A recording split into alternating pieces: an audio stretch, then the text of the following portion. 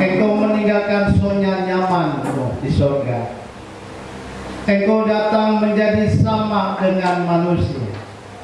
Engkau rela dicaci maki, engkau rela dibenci hanya karena manusia. Teladan yang begitu indah. Ada tema yang diberikan untuk kita, yaitu firman telah atau firman berinkarnasi menjadi manusia. Yaitu tema untuk seluruh gidi yang ada mulai dari Sabang sampai Merauke. Jadi tema ini saya pikir kita sudah belajar ya, mulai dari tanggal 1 sampai hari ini kita terus belajar di Injil Matius pasal 1 ya. Injil Yohanes pasal 1. Kita lihat Matius pasal 2 secara khusus dalam ayatnya yang ke-11. Matius pasal 2 ayat 11 dan ayat yang ke-12 saya akan baca. Injil Matius pasal yang kedua ayat 11, ayat 10 sampai ayat yang ke-12 saya akan baca. Bapak Ibu bisa lihat dalam Alkitabnya masing-masing. Orang-orang Majus dari timur, ketika mereka melihat bintang itu sangat bersukacitalah mereka. Maka masuklah mereka ke dalam rumah itu dan melihat anak itu bersama Maria ibunya, lalu sujud menyembah dia. Mereka pun membuka tempat harta bendanya dan mempersembahkan persembahan kepadanya, yaitu emas, kemenyan dan mur, karena diperingatkan dalam mimpi supaya jangan kembali ke Herodes. Maka pulanglah mereka ke negeri melalui jalan lain, tempat yang jauh. Tidak ada mimpi, tidak ada suara, tapi mereka mengikuti petunjuk Tuhan, gitu ya. Petunjuk yang mereka lihat dari bintang dan mereka mengikuti bintang itu sampai berjumpa dengan Tuhan. Nah, ketika mereka berjumpa dengan Tuhan, walaupun bintang itu sudah membawa mereka ke ke istana Herodes, ternyata itu bukan raja yang sesungguhnya, begitu. Akhirnya mereka meninggalkan istana Herodes dan mereka pergi ke satu tempat. Dan pada akhirnya mereka berjumpa. Ketika saudara dengan saya, kita hanya menemukan sebuah kandang yang kecil. Atau apa respon saudara ketika saudara dengan saya hanya berjumpa dengan seorang yang ada di dalam rumah yang kecil, bukan seperti raja, bukan ada di istana yang luar biasa. Dan respon saudara ketika saudara dengan saya berjumpa dengan hal seperti itu. Itu yang pertama, dalam ayatnya yang ke-11 mengatakan begini, maka masuklah mereka ke dalam rumah itu dan melihat anak itu bersama Maria ibunya, lalu sujud menyembah dia. Mereka pun membuka tempat harta bendanya dan mempersembahkan persembahan kepadanya, yaitu emas, kemenyan dan mur. Bahkan ketika bintang itu berjalan tidak lama, bintang itu hilang. Rasanya mereka kehilangan, gitu. Mereka masuk ke istana Herodes dan mereka bertanya, kami mau berjumpa dengan raja di atas segala raja. Herodes bingung. Herodes panggil semua imam berkumpul untuk berbicara. Apakah benar ada nubuatan yang menyatakan bahwa ada seorang yang akan dilahirkan hari ini di Bethlehem? Semua imam bilang, ya benar, ada. Begitu. Tapi coba kita bayangkan, mereka tidak tunggu saja di istana Herodes, tapi mereka pergi lagi dari istana Herodes, kemudian pergi ke satu tempat yang sangat hina. Di situ mereka berjumpa dengan juru selamat. Bintang tidak pernah menuntun kita salah. Amin. Yesus tidak pernah menuntun saudara dengan saya salah.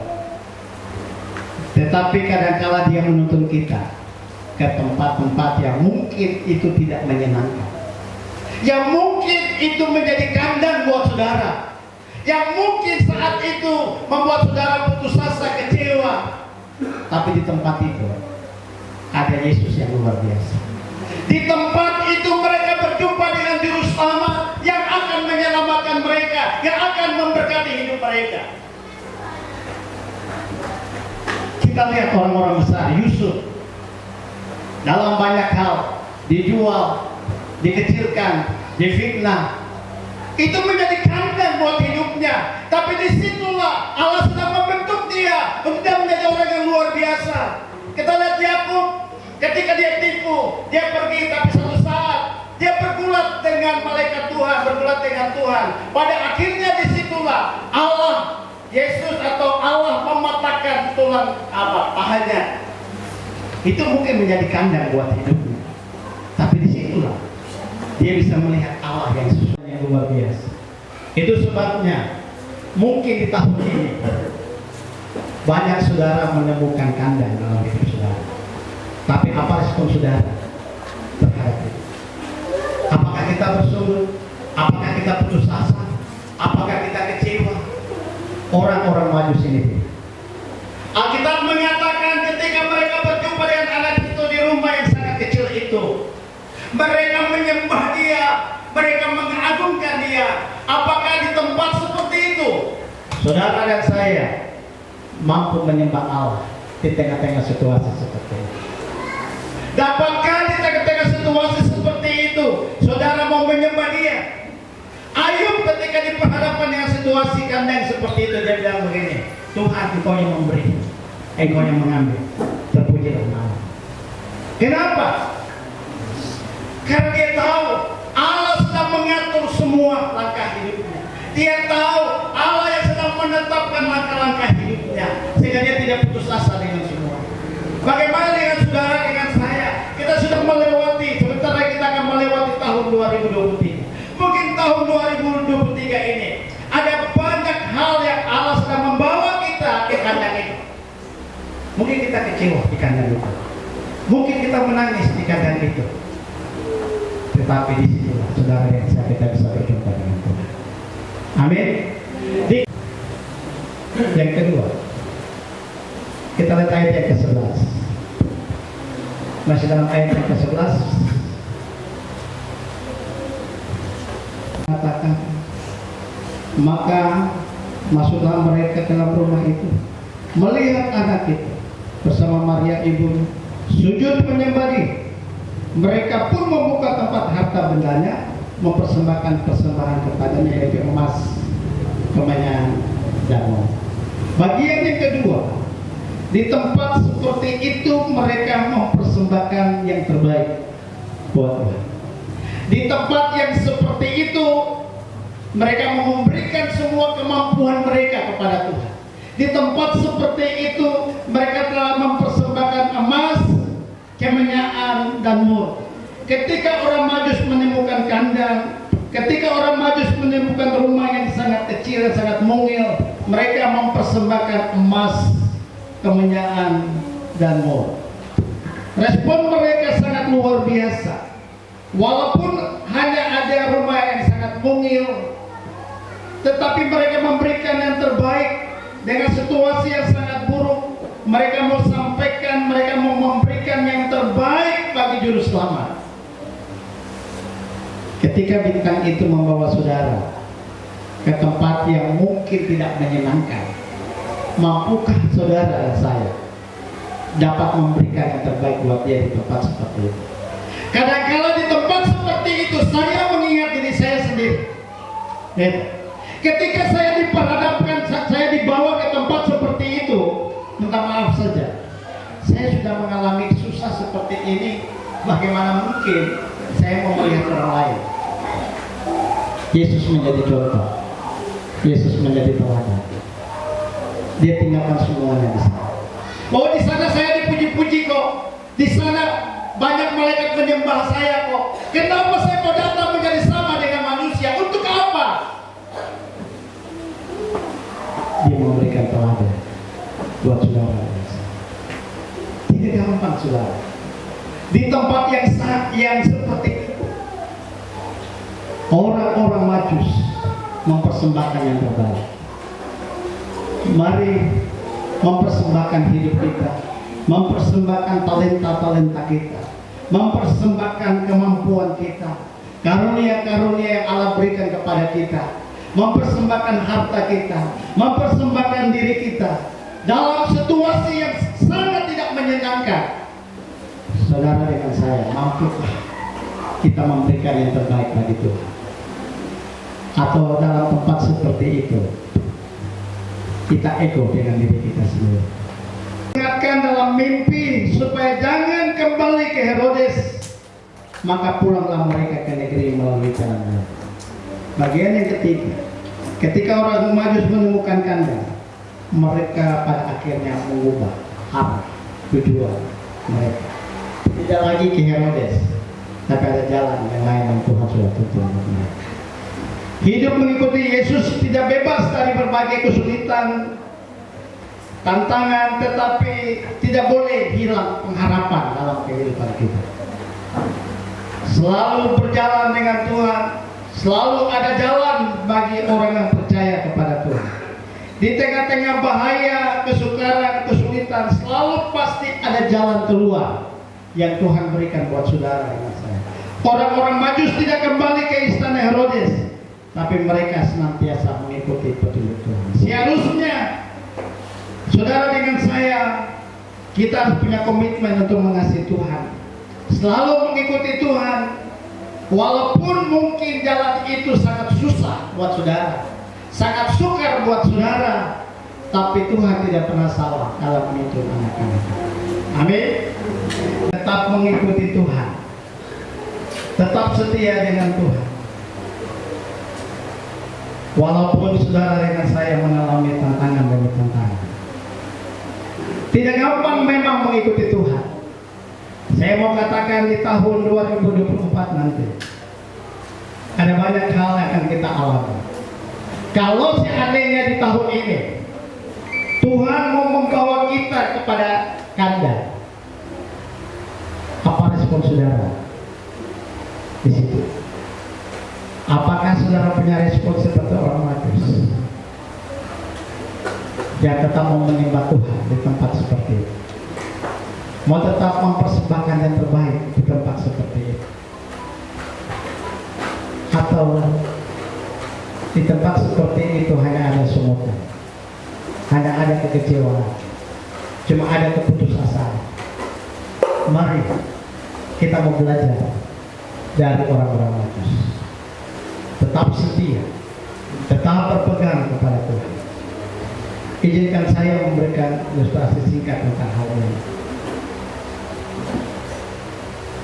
Di SMA ada teman saya, satu teman, itu teman yang paling nakal di sekolah, ya, paling nakal.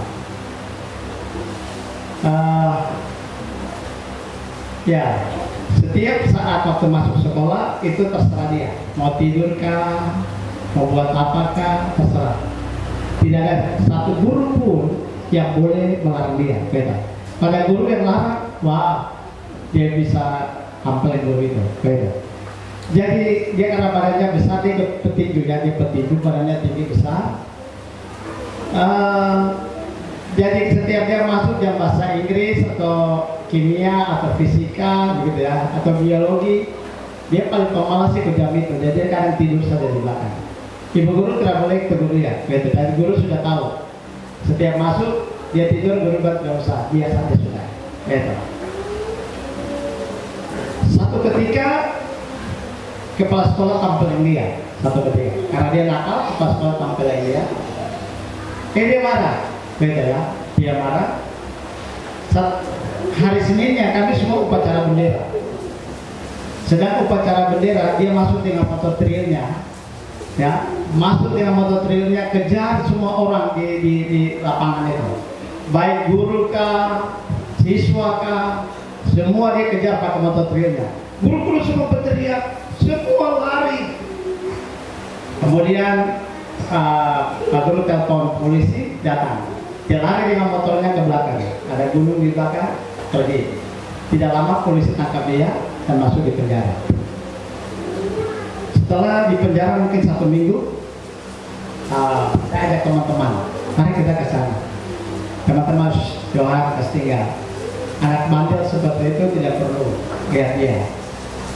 Tapi Saya di sekolah itu sebagai seksi kerohanian. Oh tidak, saya harus pergi. Ya, saya pergi, dia di penjara. Saya bilang sama dia begini. Ya. Namanya Agus ya. Agus, Tuhan mengasihi kau. Bilang begini. Kau ini pendeta kan? Bilang begini. Kau itu pendeta kan? Jadi kau mau kasih nasihat saya. Saya ada di sini dan kau bilang Tuhan mengasihi saya. Minta maaf Johan. Tuhan tidak pernah mengasihi saya. Saya bilang lagi sama dia. Walaupun kau ada di tempat seperti itu, tapi Tuhan mengasihi kau. Kau stop yang kau punya cara. Tapi saya bilang sama dia, saya mau berdoa dengan kau. Kalau Yohan mau berdoa, silakan sudah berdoa.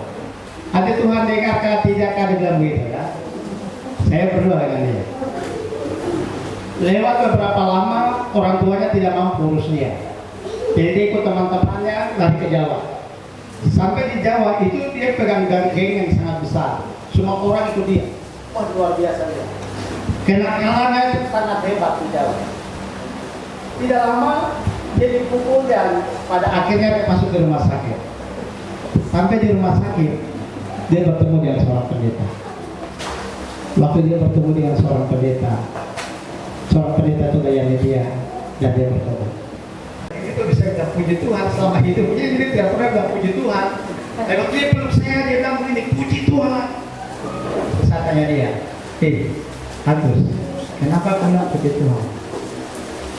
Yohan, saya sekarang sudah ditangkap oleh Tuhan. Saya ketika masuk di rumah sakit, ada hamba-hamba Tuhan yang Tuhan kirim melayani saya. Di situ saya bertobat. Dan hari ini saya menjadi hamba Tuhan. Dan sekarang saya melayani di Jawa. Gembala Bapak Subur mengucap syukur atas firman Tuhan.